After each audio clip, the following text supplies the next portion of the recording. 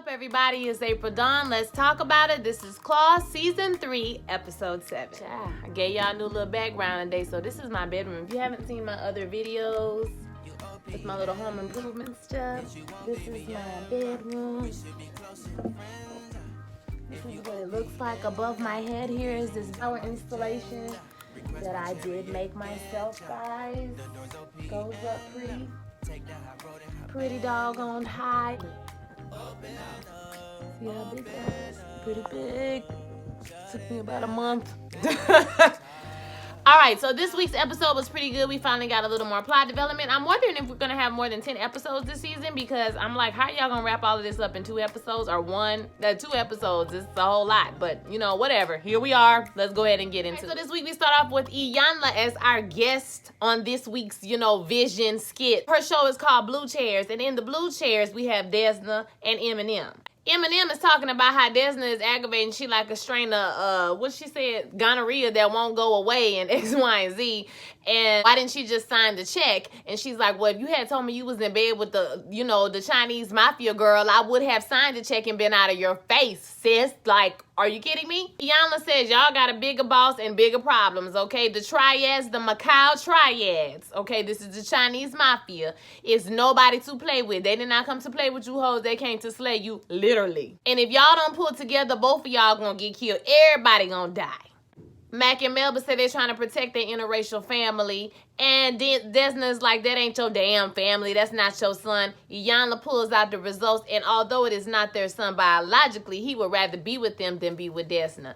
Desna snaps out of this and she's at the shop talking to the whole crew about the triads and how dangerous they are. And, they even worse than the Russians and what they're going to do. They got to get Desna out of there. They all talking about they want to come with her. But Desna's like, I need you guys to sit this one out. They're like, you ride or die, girl. We just need you to ride. We don't want you to die on this one. She's saying her and Roller gonna go in there. They're gonna get him out. It's gonna be nothing. Like, they're done with this after that. So Polly goes into the back office with Desna and she apologizes to her. She tells her that she knows she was wrong and, for sleeping with him. And Desna is like, girl, like, how am I supposed to trust you? How am I supposed to believe you?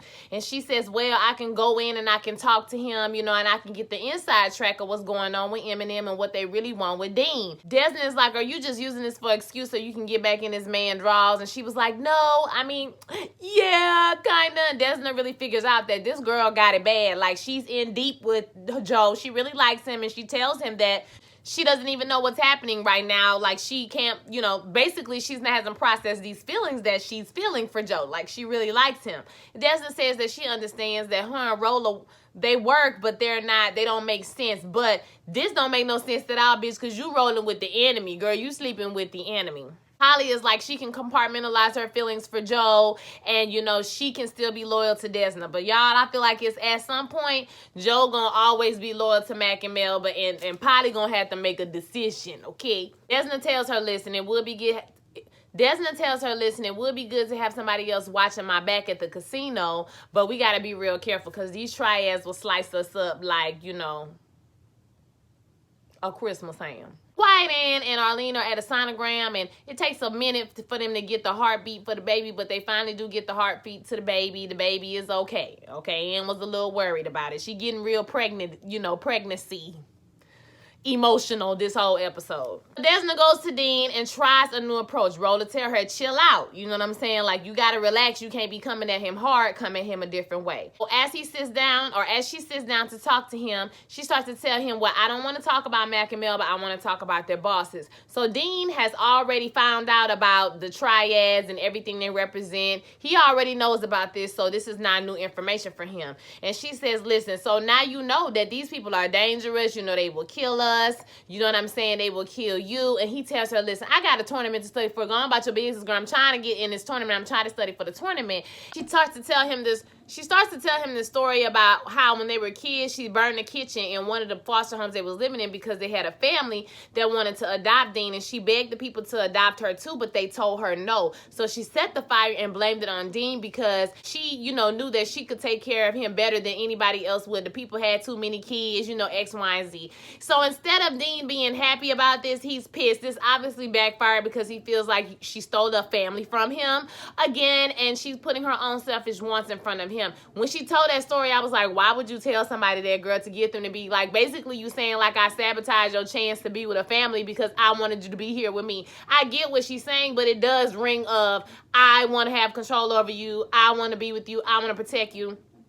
And, you know, I want to be in your life at all times, but I think it's a codependent thing for her as well. Like, she's scared to be her own, so she sabotaged his chance. Anyway, it didn't work, child. And he's more pissed than he was before, actually. He tells her exactly what I just said. She's selfish. She was only trying to protect herself and not trying to protect him. So this clearly hurts her feelings, and she gets up and leaves.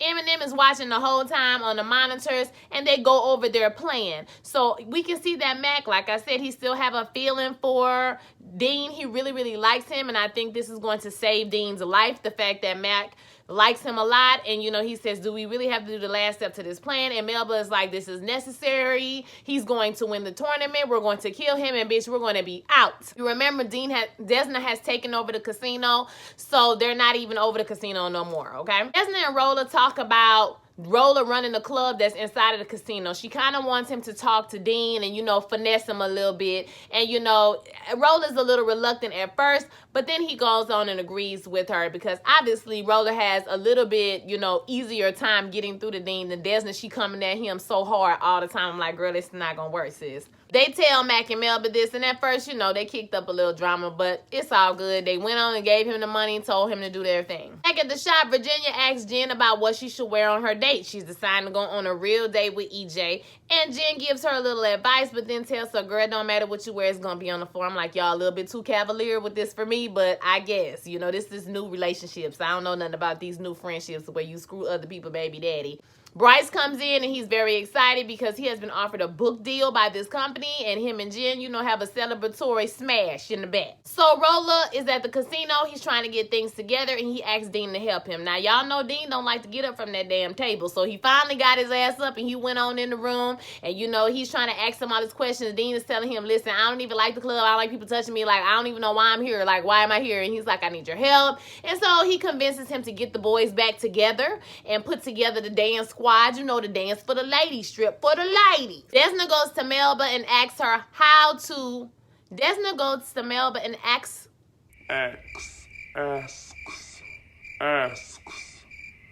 Desna goes to Melba and asks her how to launder the money through the casino. She knows how to do it through the nail shop. She don't know how to do it through the casino. Melba is, you know, tickled by the fact that she finally gets to, you know, Desna have to come to her and ask her for something. But after she gloated for a minute, Desna was like, girl, we both gonna die. We won't get this money through this casino, so you need to show me how it goes. So Melba walks us through the whole process on how they do it. It's a drop. You know, an old lady get the money, you know what I'm saying? She go gamble with the money. She turn the money back in. It's turning to clean money. Like, I still don't know how that whole thing worked. One of my ex-boyfriends went to jail for, like, doing the counterfeit money. He tried to tell me, first of all, I don't know. I don't know, and I don't want to know, okay? Like, I'm not good at math, okay? So when the old lady went and took the money and got chips for the money, and then used the money, the chips, I'm sorry, and then turned back when they gave her real money. But wasn't the money that she gave them real too? So I'm confused how that gets changed into, like, I don't understand. Somebody explain it to me in the comments. If you a criminal and you know how to wash this money, how that work, go ahead. I'm playing. You ain't got to be a criminal. What, like, if you a police officer or something? Like, explain to the process to me, because I don't get it. Now Desna knows how to handle this business so she can do what she need to do for Trip. Quiet Ann, Arlene, and her brother are just having lunch, and her brother's talking about he's going to drop out of the race because the governor is going to out him. He's found out about his boyfriend, and he don't think he can take it. Like, the thing that pissed me off about her brother is, why don't you just come out the closet? Like, it's 2019. My thing is, if you was ready to drop out, you should be ready to lose. Like, I don't get it. Like, just come on out, baby, and be yourself. Go on, come on out that closet. So Quiet Ann is, you know, telling him, hey, you know, you need to keep on, you know, don't stop. Don't let this man overtake you. What I know about him, you know, such and such would be better. I can't remember who name she said. And they like, what you know, girl, what you know? And I'm like, here she goes. She finna run her mouth again. Quiet Ann, I love you, but you talk too much. This bitch gonna tell everything. We don't see what she tell, but we know she done told something. So the boys are rehearsing at the club, and Joe comes by to talk to Polly. He tell her, they want to do a little freelance extorting of people. She says she's going to be finished by 3. Joe starts to complain about Dean because, she praising Dean, and he can do no wrong. Mac and Melba are obsessed with him. I done devoted my whole life to them, and now they just so much worried about Dean and all of this. And Polly, put that right there. Ola tells Desna that he got Dean to dance again, so Desna is excited about it because he's doing something other than playing mahjong, right? And then we see Bryce at the publisher with Jen, and the publisher is just talking about how their book is so great, and he gives them an advance. The advance is $25,000. Okay, just y'all keep that right there because that's going to come back into play later in a minute, but we excited for them at this present moment. Plus, they offering him a book tour to several different places, to read and talk about his book. So they all excited, and we happy for them for the moment. Desna goes to the club, and Dean and the boys have their performance. The performance was everything. The body rolls, honey, the sweat, the yes. They was even giving me a little ballroom, They were doing it, okay? So Dean hit in body rolls, and he looked like he was excited, and, he had a good time. Desna comes over to the table after they're done and kind of makes small talk with him and Rolla, and just they have a good time, like they have a laugh. It's nothing about Mac and Melba, Desna eased up because Rolla kept telling her, you too thirsty, you gotta chill out, you know what I'm saying, relax, ease him into it. So it worked this time. We have the debate, and the Governor Patel, he's coming at Quiet Ann brother real hard, talking about you agree with same-sex marriage, and he's like, yes, my sister's a lesbian, X, Y, and Z. Is that the only reason you agree? You sure? So you gonna marry your boyfriend? And he like, I don't know what you're talking about. Well, tell the world about your boyfriend. And then he got up and was like, well, as soon as you tell the people you're taking bribes and you're laundering money through the such and such casino, I'm like, you done told every damn thing, sir. You ain't have to tell everything. You could have just said you taking bribes, okay? So they could open an investigation and you could win the election. But you gonna tell everything? You gonna tell it all? Really? And it's sitting up there like, damn, he told it all. And I'm sitting up here like, damn, why you told it all? Yeah, be quiet. Be quiet. That's your name. Quiet Ann. Be quiet. So everybody's shocked when they see this all on TV. So Desna is in the car calling Quiet Ann, trying to get in touch with her because she know if Mac and Melba know about this, they're going to try to hurt her. So she's telling Polly all of this on the phone and try to get some information from Polly from Joe about Mac and Melba. So she tell her she going to get back to her. And when she talks to Joe, Joe said he don't know about what's going on. I mean, he out the loop. You know what I'm saying? They don't really tell him nothing no more. And she's like, you know what? They don't appreciate you. You did all this hard work for all these years and yada, yada, yada. And he's like, I mean, Polly, chill out. And she like, listen, I'm not trying to, pick a sore wound, but I'm just trying to know why you still put up with this. He says that they were there for him during a dark time during his life.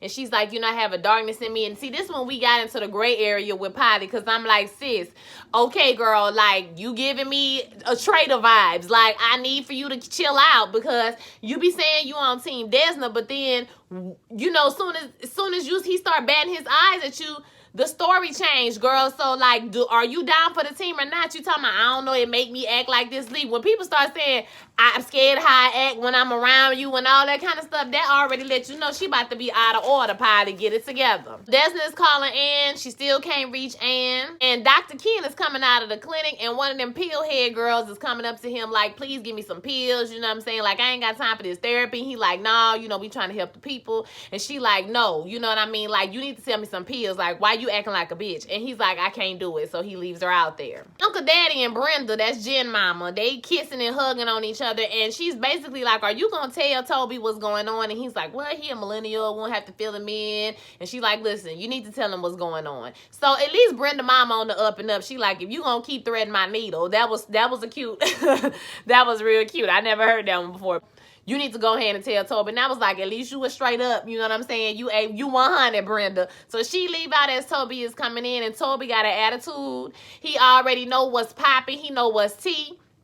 And he pissed about it. He's like, well, Uncle Daddy is just like, we could just bring Brenda in or whatever. And he's like, no, I'm not bringing Brenda in. I don't want to be with her. He is a 26-year-old sugar baby, and Uncle Daddy is not going to treat him like this. He said that Martha, Marble, whatever her name was from last season, the first season, he said that she was a queen, and both of them chose her. But he went behind Toby back and got with Brenda. So when he hugged him, he's like, I'm losing you and all this here. So he tells Uncle Daddy that he got to make a decision.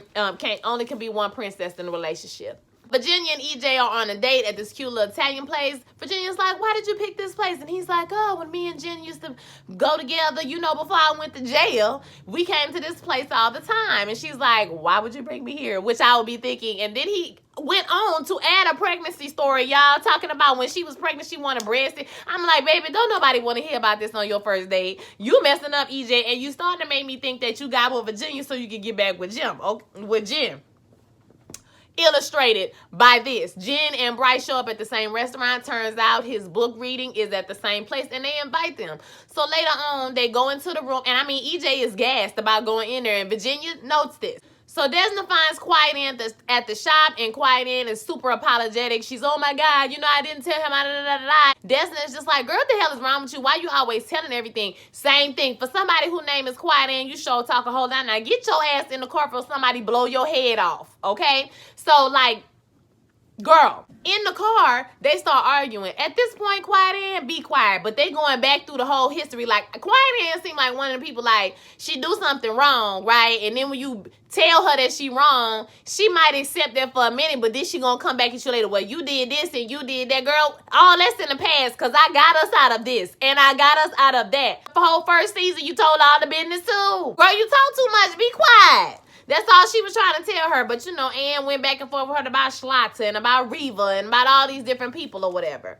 Melba and Matt call her, and Melba is like, listen, where's Quiet Ann? Your girl done told all our business. Where she at? And Desna's like, I'ma handle it. And Melba is like, listen, she gonna be found, and she gonna be punished, okay? So we are watching. I was like, what is that? Okay, like, what is that, sis? No, don't do that no more. Toby goes down to the clinic and get him some pills from Dr. Ken, and he tells Dr. Ken, you need to be getting your side hustle on because Uncle Daddy is so distracted by Cootie Cat, Miss Brenda, that he ain't worried about you or this business if you knew what was good for you. And see, right before he came in, Ken was on the phone with the credit card people. So, you know, this put a thought in his mind. I think Ken gonna get in way over his head. That's my prediction. Because selling drugs be cute until somebody try to rob you. You know what I'm saying? And you can't go to the police. You know what I'm saying? I don't know. Joe tells Polly that Eminem told him he gotta kill Ann. And I mean, he was going to the drawer getting the gun like, you know, this is what I'm about to do. She's like, what the hell? He like, this is my job. And she was like, listen, it's time for you to stand up to them. They taking advantage of you. And he's like, yeah, you know what? They should have Dean do it if they want somebody to do it so bad. She's like, so this is what you gonna do? You gonna lie? You gonna say you can't find Quiet Ann, right? And I'm gonna take care of you. And she proceeds to get on her knees. I'm like, girl, I guess whatever you have to do what you have to do, sis. The book signing is going well. Okay, everybody's clapping. He do his little speech. It was real cute. The man went to go answer a question, child. And this man talking about, I just want to tell you that you're inspiring me. And, you know, you're very inspiring. And it's so nice that you give us the subtitle, you know, the final solution. And are telling the what he said, are encouraging the master race to get it. And Jim was like, I'm sorry, what is the master race? And he's like, I mean, the white race. Like, what are you talking about? Bryce is like, I'm not racist. Oh, we're not racist either. We're nationalists. White nationalists. Virginian is like, we here. The guy comes up like, okay, you're a race traitor. You need to leave. And as he goes to talk or turn to Bryce, he elbows Jen in the face. Jen turned around and knocked the shit out of him, right? And then this fight starts. So if you notice in the fight, EJ jumped his ass up and ran over to Jen and saved her, right? When Bryce should have been the one taking her up out of there. But yet it was EJ, not worried about Virginia. In this big melee fight, he ran over to help Jen. So I got a sneaking suspicion that we thought EJ was nice, but he really hollering at Virginia so he could get back to Jen and break up their relationship, I'm telling you. Desna and Quiet Ann are at a motel, and Arlene comes over, and, you know, this makes Quiet Ann feel a little bit better about the situation. Arlene tells Quiet Ann that she's going to take care of it, that she's going to make a deal with Mac and Melba. Of course, Quiet Ann don't want her to be a shady cop, but Arlene is like, listen, we got a baby on the way. That's the most important thing that's going on right now, so I got to do what I got to do. They say they love each other, and I knew something bad was going to happen. So Desna's with Dean at the casino, and she talks to him. So she tells him she realized that what she was doing was selfish, some of the things that she was doing, and she feels like he's grown and he should know the truth. So she tells him about the kidnapping. She also tells tells them about how they after quiet in, and it seems like this is finally kind of getting through to him a little bit. But he's still having a hard time to process. It's a lot going on. You know, he autistic, so you know he it's just like too much for him. So he tells her that he needs to talk to her after the tournament, and she's like, okay, we can talk whenever you're ready to talk, because obviously she don't know that they're gonna kill him after the tournament, right? So she's like, okay, fine, whenever you want to talk, that's fine. So it kind of, you know, it didn't go as bad as the rest of the time she been trying to get to him. Dr. Ken decides to go on over to the dark side. So he pulls up in the parking lot, flash the lights, homegirl come over, he give her the drugs, and he tell all her friends he gonna hook them up, but they can't use his real name, just call him Ishmael. I was like, child, you about to get over your head, because once these dope heads find out you got cash and drugs on you, you about to get robbed, son. But whatever, you making yourself a mark. Ken ain't about that life. So Arlene goes to Eminem, and they discuss making this deal about everything, you know, burying everything, this whole case, so that the, you know, government can stay out of it. And Desna comes in. Now, she didn't know Arlene was going to show up to this meeting. She didn't know anything about it, but, you know, she's like, listen, the deal sound reasonable. I mean, make sure your books is clear, and she going to make sure everything is good. And Arlene is like, I'm good. You know, we're going to make sure it's good. And he like, Mac is like, I like your friend. So as soon as he say that, Mikhail wanted to try, the professor steps out from the back and slice Arlene's throat. I said, oh my God, I knew something bad was going to happen, because can't nobody be in love and be happy that long on this show, okay? He sliced her throat and said she was a liability, and he needs to make sure that they not no liabilities. So we going to see if you a liability. And the episode goes off. We see in the preview that they got to come up with like $3 million out in so many times, or they going to end up dead. But I don't know. I just feel like in real life, all of them probably would have been dead already. You know, if these was the real Chinese mafia. I'm really not impressed with this season, y'all. I'm just going to be honest with you. But I'm going to keep reviewing it because, you know, Google just paid me some money, and I ain't got to pay from Google in like 3 months. Child, I thought it was a debit, and it was a credit. So thank y'all. I want to ask that you like the video. If you like my content, please like my videos, because when you like the videos, it gets the videos out to more people. It puts me on your recommendation list. You know, it puts me out there on your page. So I know you enjoy my content, but if you could please give me a like, that would be awesome, okay? Don't forget to comment. I love to hear your comments and respond to your comments every week. And don't forget to subscribe. Shout out to all my new subscribers. It's nice to see you guys. Hey, I know I'm kind of plain-faced today, but I got somewhere to go, and I've been really busy this last weekend. So, y'all, I've been singing and working. If you don't follow me on Instagram, you see all the work I was doing for the past couple of weeks, working with this production with TC Carson that will be announced pretty soon. And then I also did a commercial for one of the women that's running for the state senator in Texas. And I also have been to the studio. I was praise and worship leader at my church. Like, I haven't led anything, you know, in a long time. I sing songs all the time, but to lead, you know, for the whole service was a lot for me. So I've been really busy. Next week I have a concert with another group I sing with. So, you know, I be moving around in Houston. You know what I'm saying? I'm doing my thizzle. And I'm about to go back to work next week too, on August the 6th. So, you know, the videos won't be as frequent as they are now. I'm going to try to keep on my schedule, but once school starts, you know, getting ready for school and school starting, it's going to be a lot going on. So I'm going to try to keep it as updated as possible. Maybe I'll go live in some of those videos. The only things y'all won't get live from me or get like super fast is Queen Sugar. Normally, or things that happen on Wednesday night. I have choir rehearsal on Wednesday night. That's one thing. And then number 2 is that I don't have OWN. So I have to wait till the next day. Okay, so Green Lake will be coming back soon, and all those different things. So like I said, I want y'all to have a blessed week. Don't forget to like, comment, subscribe. You can follow me at WatchDawnOfA on Instagram. I only have like 104 followers. I'm a little bald-headed, y'all. Come on and follow me, okay? I'm a little bald-headed on Instagram. Come on and follow me now, all right? I will holler at y'all next week. Peace.